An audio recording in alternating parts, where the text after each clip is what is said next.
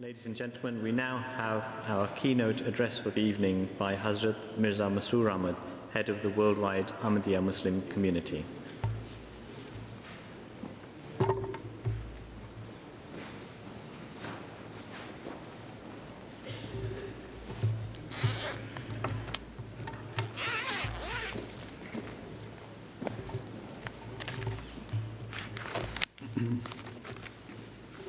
أشهد أن لا إله إلا الله وحده لا شريك له وأشهد أن محمدا عبده ورسوله أما بعد فأعوذ بالله من الشيطان الرجيم بسم الله الرحمن الرحيم. All the respected and honorable guests, Assalamu alaikum wa rahmatullah. Peace and blessing of Allah be upon you all. Most of you are accustomed to this function by now, because over the last few years it has been a means for people of various faiths and nationalities sharing common interests to come together to promote love, affection, and to express their strong desire to establish peace.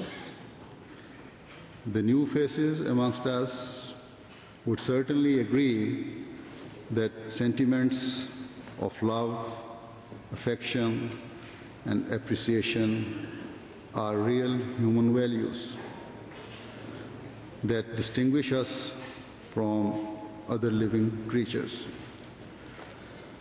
I would like to first of all thank all guests who have gathered here to renew and share their feelings with us.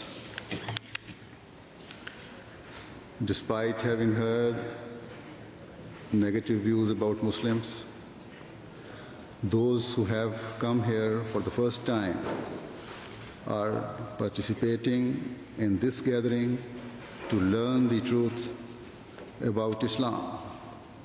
I pray that God enables the inherent good nature within all human beings to emerge brighter than before. As I have mentioned, we all strongly desire to establish peace. I have used the word desire deliberately because despite the yearning for peace, majority of us, those present here, are at the end of the day unable to take practical steps to establish peace.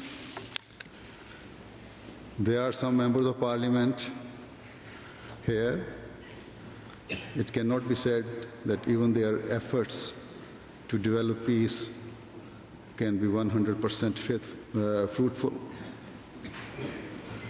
In any case, though we have a desire for peace, we do not have the ability to take practical measures. Although we wish the world to be peaceful abode, our limitations constrain us from making the world such a heaven. For some, bringing about peace is beyond their power and control. And for others, governmental policies constrain them. Despite the differences in opinion, they are bound by government policy or party politics. I do not blame anyone specifically because they are obliged to adhere to such policies. People free of constraints have double standards and wish to pursue only their own interests. They will help in something good as long as they have personal interest. But if they have no gain from it, they will either help or remain aloof. If something occurs against their personal interest, then to safeguard those interests, they will stop at nothing, even if they have to infringe on the rights and benefits of others. Such is human psyche. It belongs to no nation, class, or religion. Such people exist in the East and the West, and the North and the South. They exist amongst Muslims and Christians and people of all other religions, and also among people of no faith. In this selfish and materialistic age, more attention is paid to one's own interests at both an individual or collective level. Even if it be by concealing the truth. Some people call this politics if it is in the country's own interest, or sometimes when certain countries join together in alliance with other countries as a political means to safeguard their own interests at an international level. When one country begins to give precedence to its own interests over those of other countries, then the standards of justice become imbalanced. On the face of it, the country's political interests start turning into material and economic benefits. Nevertheless, this is such a vicious cycle that it does not allow a person to escape from the circle of one's own ego and self-interest. Human beings are the most eminent of all creation, and their intellect distinguishes them from animals. They have been given the ability to think both when calm and when angry. Despite possessing knowledge and intellect, they begin to devour each other like animals.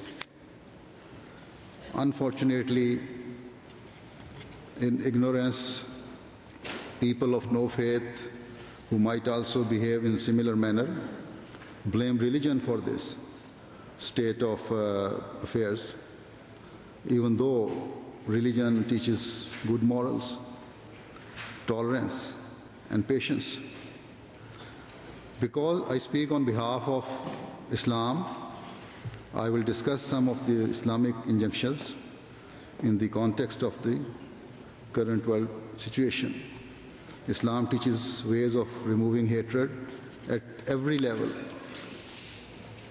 If we analyze the situation at an individual and national level, then many problems arise because man has ceased to exercise patience.